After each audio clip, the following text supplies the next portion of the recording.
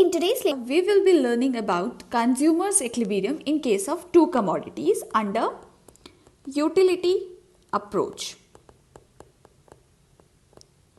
तो जैसा कि हमने प्रीवियस लेक्चर में ऑलरेडी सिंगल कमोडिटी के केस में कंज्यूमर्स इक्विलिब्रियम देख लिया था, पढ़ लिया था, उसके कंडीशंस को भी हमने समझा. अब हम सिंगल कमोडिटी के हेल्प से ही टू कमोडिटीज के कंडीशन और एक्सप्लेनेशन को समझेंगे. तो जैसा हमने देखा सिंगल कमोडिटी के केस में कंज्यूमर की जितनी भी इनकम थी, the consumer spent all his income in single commodity only. ये हमने एजम्पशन लिया था. अब हम सिंस टू कमोडिटीज को के केस में देख रहे हैं तो we will assume that the consumer wants to allocate his income between two commodities. ठीक है, दो कमोडिटीज पे वो अपना पूरा इनकम स्पेंड करना चाह रहा है और वो कैसे इक्विलिब्रियम पोजीशन अटेन करेगा ये हम समझेंगे. तो in case of single commodity we have seen one condition in case of single commodity was in which the consumer attains equilibrium. वो थी हमारी जब marginal utility of good X was equal to the price of good X. ठीक है, जब ये दोनों ही equal होते थे, जिसको हम सिंपली लिखते थे MUX is equals to P of X, ये दोनों इक्वल होते थे तो हम ये कंडीशन मानते थे कि ये है कंडीशन हमारे कंज्यूमर के इक्विलिब्रियम अटेन करने का in case of single commodity. Since we are taking two commodities here, तो दो कमोडिटी के केस में हम x की जगह पर दो कमोडिटी ले लेते हैं. एक x हमारा पहले से रहेगा, एक y कमोडिटी भी ले लेते हैं. ठीक है, तो इन दैट केस आपकी जो कंडीशन है वो थोड़ी सी इलाबोरेट हो जाएगी. तो देखिए MUX is equals to PX, this is for good X and another good Y will condition क्या हो जाएगी आपकी MUY बाई PY. ठीक है, ये दो कंडीशन हमने यहां पर लिख ली. अब इसको मैथमेटिकली अगर आप इंटरप्रेट करें तो आपकी वैल्यू हो जाएगी MUX by PX will be equal to 1 and in case of good Y MUY by PY will be equal to 1. ये आपकी इक्वेशन 1 हो गई and this is your equation 2. अब इन दोनों इक्वेशन को अगर आप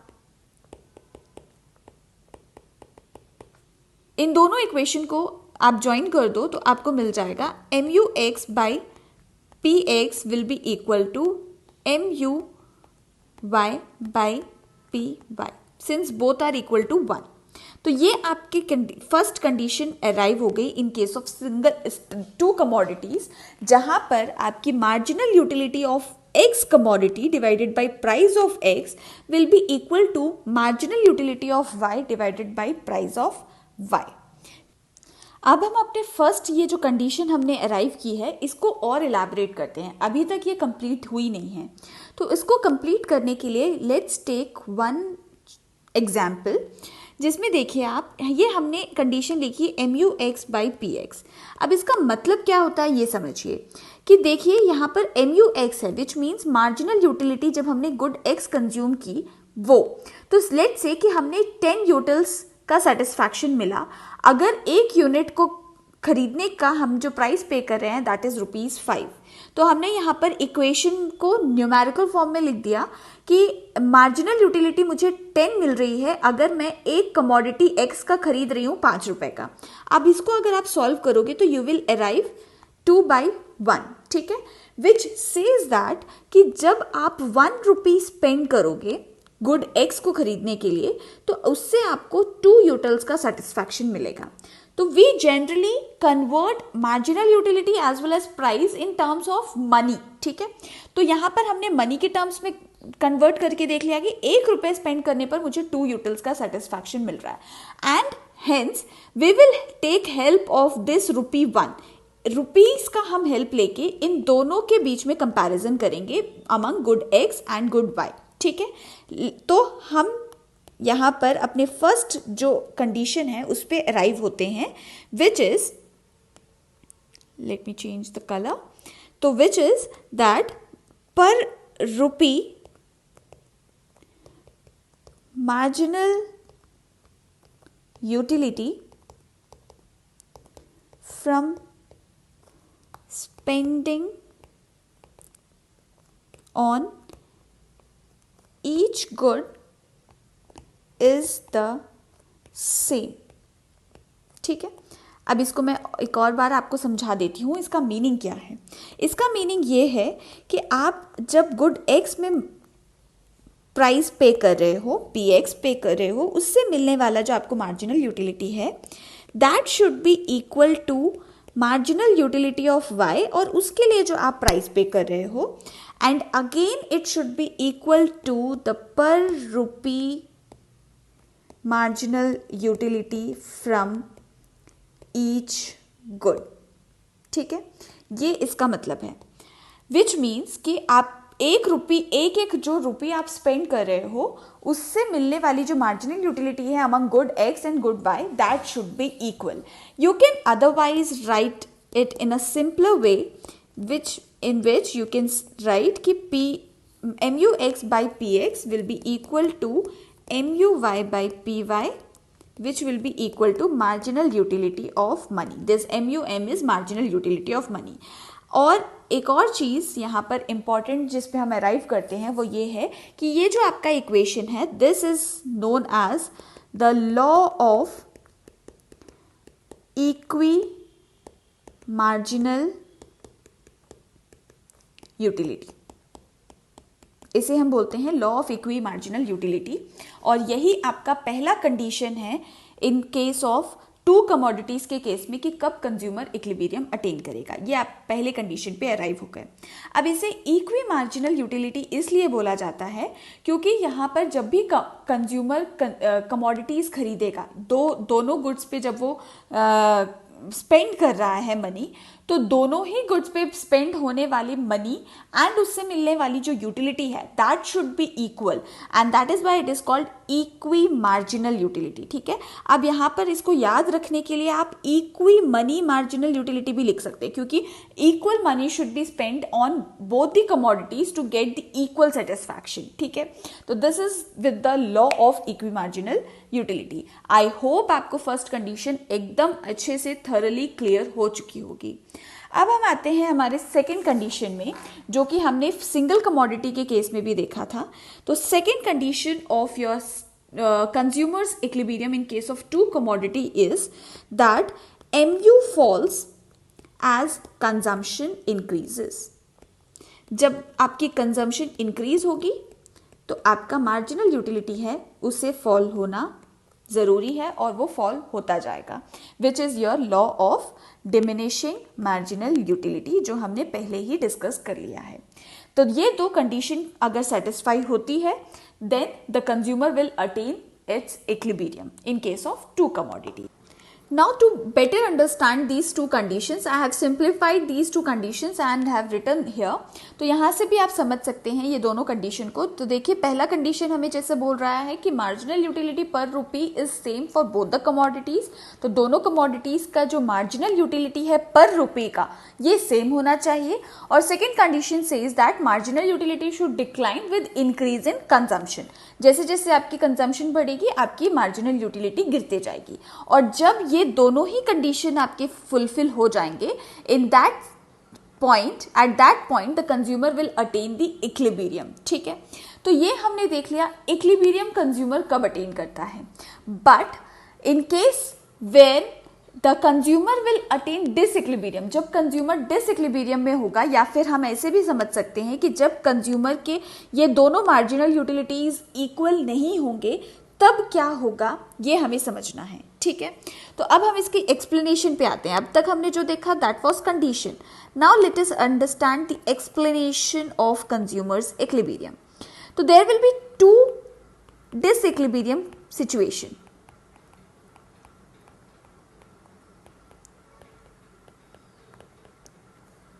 टू डिसइक्विलिब्रियम सिचुएशन। पहले हम सिचुएशन 1 देखेंगे, then we will move to situation 2।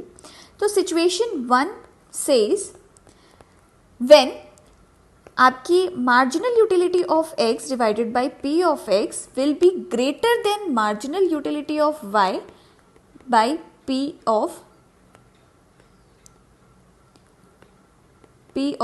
y। Okay, ये आपका पहला सिचुएशन। तो यहाँ पर भी आपका डिसइक्विलिब्रियम है क्योंकि दोनों इक्वल नहीं है, दोनों की मार्जिनल यूटिलिटी इक्वल नहीं है। इसे अगर आप प्रेजेंट करना चाहो तो आप रुपी के टर्म्स में भी प्रेजेंट कर सकते हो, विच विल बी पर rupee marginal utility from x. 1 रुपये स्पेंड करने से जो मार्जिनल यूटिलिटी आपको एक्स से मिल रही है वो ज़्यादा है इन कंपैरिजन टू पर rupee marginal utility from Y. ठीक है, अब इसको समझते हैं।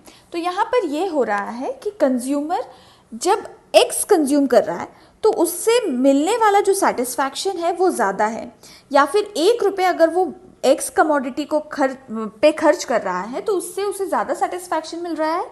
वही 1 रुपये अगर वो वाई कमोडिटी पे खर्च कर रहा है तो एक्स के कंपैरिजन में कम सेटिस्फैक्शन मिल रहा है।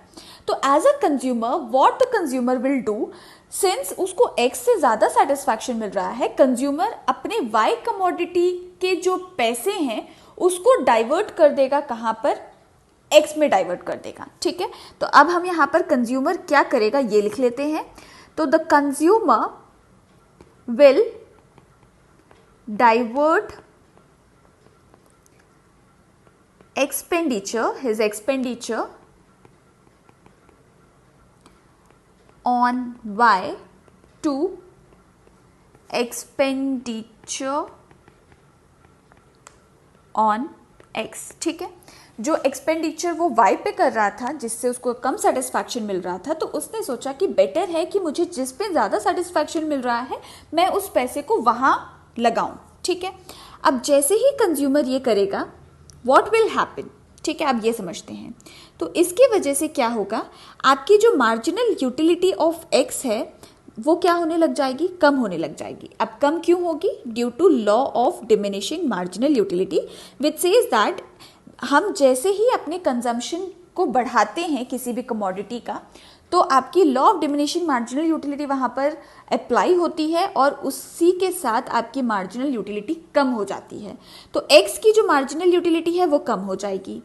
एंड सिंस आपने वाई का पैसा डाइवर्ट करके एक्स के कंजम्पशन में लगाना शुरू किया है, तो उस केस में आप वाई की कमोडिटीज़ को कम कंज्यूम करने लगोगे। लेट्स से कि अगर आप पहले 5 कंज्यूम कर रहे थे वाई की कमोडिटी, तो एक्स में पैसे डाइवर्ट करने की वजह से आप अभी सिर्फ 3 ही कमोडिटी कंज्यूम कर रहे हो। तो जैसे आप अपना कंजम्पशन रिड्यूस करोगे तो ऑटोमेटिकली आपको उससे मिलने वाला जो सेटिस्फैक्शन है वो बढ़ जाएगा। ये हम आप साइकोलॉजिकली भी समझ सकते हैं, क्योंकि जितनी कोई भी चीज़ हमारे पास जितनी कम होती है हमें उसकी अहमियत ज़्यादा पता चलती है और उसका हमें इम्पॉर्टेंस और सेटिस्फैक्शन उससे जो मिलने वाला है वो ज़्यादा होता है।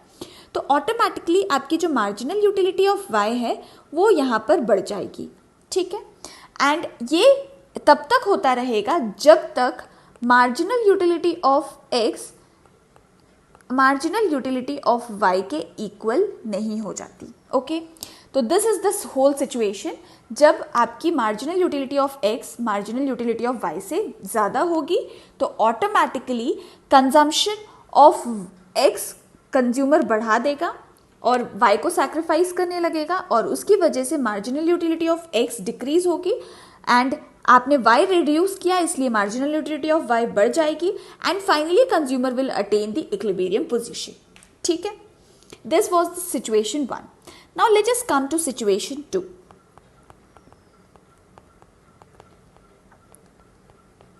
Situation 2 where MUX by PX will be less than MUY by PY।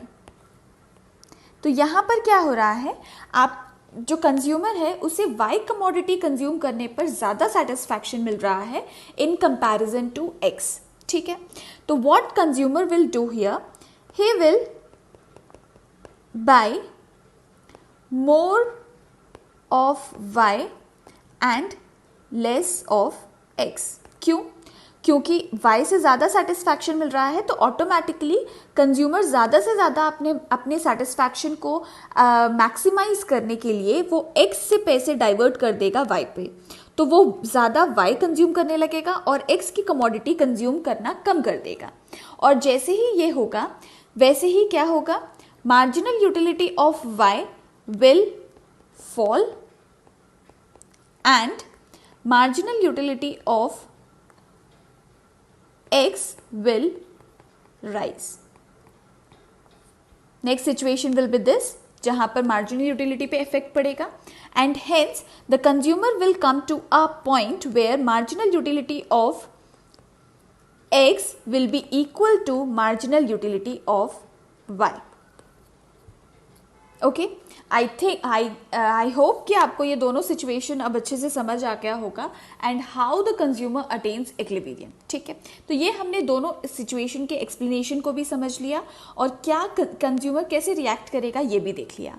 Now let us come to this table. ठीक है, अब हम शेड्यूल के थ्रू समझते हैं कि कैसे कंज्यूमर इक्विलिब्रियम अटेन करता है. तो लेट्स टेक यूनिट्स एंड यहाँ पर हम दो कमोडिटीज़ ले रहे हैं. एक्स एंड वाई की जगह पे हम कोई पर्टिकुलर गुड भी ले सकते हैं. तो let's take example of pizza and one more, हमें एक और कमोडिटी लेनी है तो वो हम ले लेते हैं सोडा. ठीक है, let us take units 1, 2, 3, 4 and 5. 5 units consume कर रहे हैं पिज़्ज़ा और सोडा की.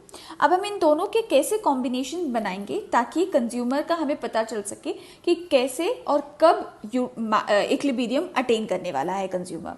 तो लेट्स टेक कि जब first unit of pizza consumer consume करता है तो उसे 20 यूटिल्स का सेटिस्फैक्शन मिलता है एंड उसके बाद वो रिड्यूस होता जाता है 14, देन 12, देन 7 एंड देन 5. ठीक है, इन द सेम वे हम मार्जिनल यूटिलिटी ऑफ सोडा भी नोट डाउन कर लेते हैं. Let's say 16, 12, 8, 5 and 3. Okay, now हमने जैसे कि देखा मार्जिनल यूटिलिटी ऑफ, यहाँ पर हमने पिज़्ज़ा लिया है, pizza divided by price of pizza. ठीक है, ये हमने इक्वेशन देखा था और जब पिज़्ज़ा और सोडा के दोनों मार्जिनल यूटिलिटी इक्वल होंगे तभी कंज्यूमर इक्विलिब्रियम अटेन करेगा, ये हमने समझ लिया है. तो हमें उसके लिए ये इक्वेशन निकालनी होगी जहां पर हम marginal utility of good divided by उसकी प्राइस से हम उसको डिवाइड करेंगे. ठीक है, ऑफ सोडा, यहाँ पर सोडा कर देते हैं. ओके, तो अब इसको डिवीजन करने पर आपको प्राइस चाहिए होगा. तो let's take the price of pizza and soda be ₹1 each. ठीक है, हर एक पिज़्ज़ा और हर एक सोडा खरीदने के लिए आपको ₹1 पे करने पड़ रहे हैं. तो आपकी प्राइस ₹1 हो गई. तो यहाँ पर आप क्या कर दोगे, 20/1, 14/1, 12/1, 7/1 एंड 5/1. ठीक है, तो आपकी जो आंसर होगी वो सेम रहेगी, 12, 7 and 5. And here also it will be the same, 16/1,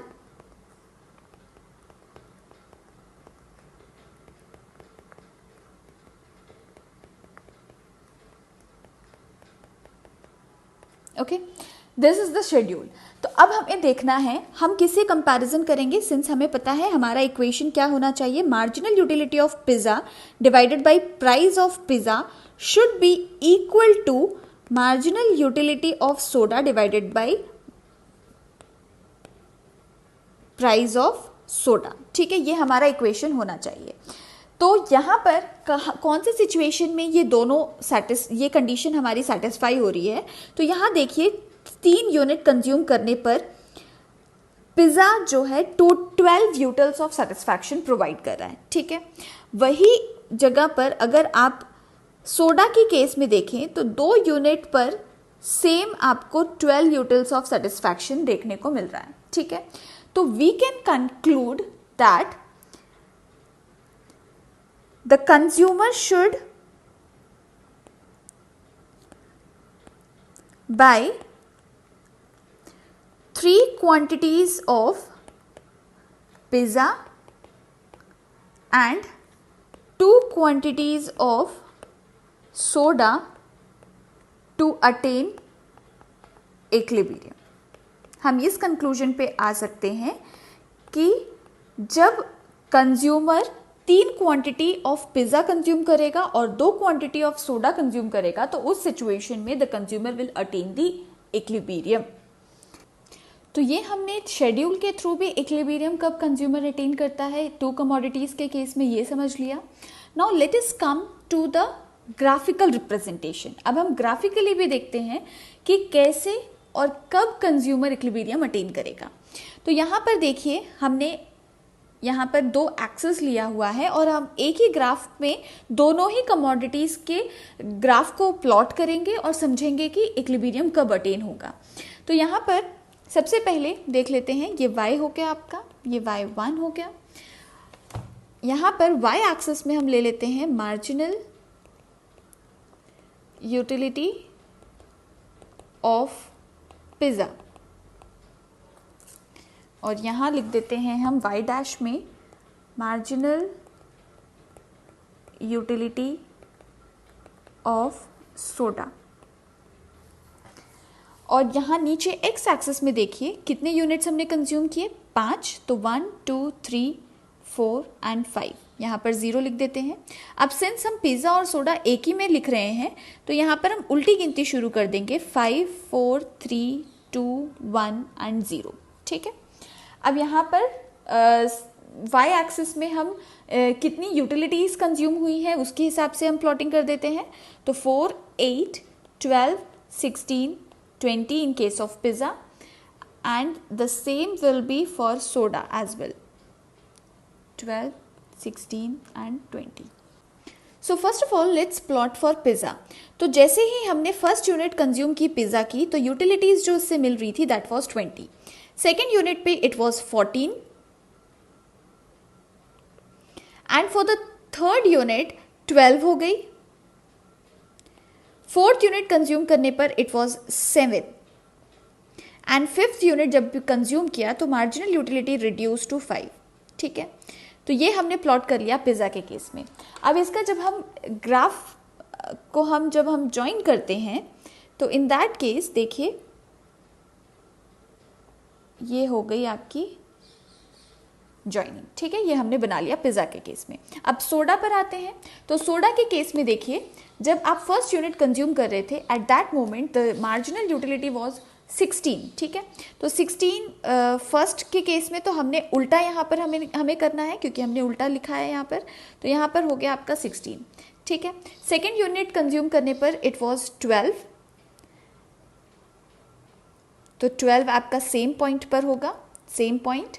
then third unit जब आप कंज्यूम कर रहे थे तो उस केस में आपको 8 यूनिट्स का सेटिस्फैक्शन मिल रहा था here, and fourth unit consume करने पर इट वाज 5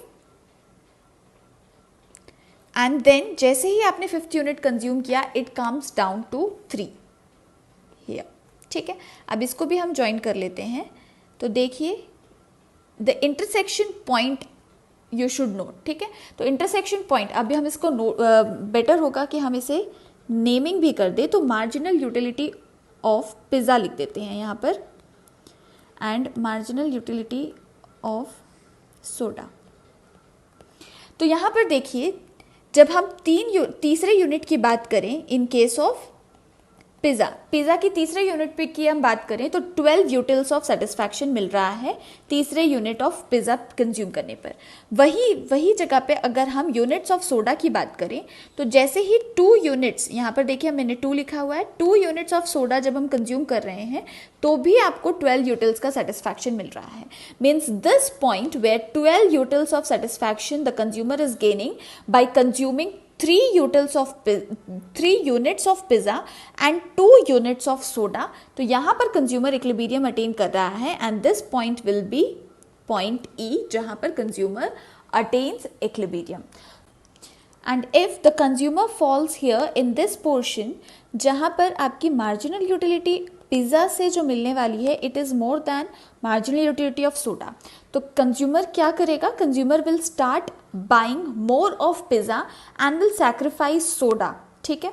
और जिसकी वजह से मार्जिनल यूटिलिटी ऑफ पिज़्ज़ा क्या हो जाएगी आपकी, रिड्यूस हो जाएगी और marginal utility of soda will increase and will hence come to the equilibrium point. और अगर हम दूसरे सिचुएशन की बात करें जहाँ पर ये पोर्शन आता है आपका where marginal utility of soda is greater than marginal utility of pizza. तो यहाँ पर क्या होगा, अगेन कंज्यूमर क्या करेगा, जिससे उसे ज़्यादा सेटिस्फैक्शन मिल रहा है उसे ज़्यादा कंज्यूम करने लगेगा, जिसकी वजह से मार्जिनल यूटिलिटी ऑफ सोडा क्या हो जाएगा, आपका रिड्यूस हो जाएगा एंड दोनों इक्विलिब्रियम पॉइंट में आ जाएंगे, जो कि आपका पॉइंट ई होगा, जहाँ पर marginal utility of pizza will be equal to marginal utility of soda. Hence यहाँ पर आपकी क्या हो रही है, इक्विलिब्रियम सिचुएशन जो है आपकी सेटिस्फाई हो रही है and this is your consumer equilibrium in case of two commodities. I hope आपको बहुत अच्छे से क्लैरिटी मिल गई होगी इस पूरे टॉपिक की और आप बेटर तरीके से इसे एग्जाम में प्रेजेंट कर सकें। अब हमारा जो सेकेंड अप्रोच है that we will discuss in a coming lecture, जो कि आपका इंडिफरेंस कर्व एनालिसिस है और we can say it ordinal utility approach. So thank you.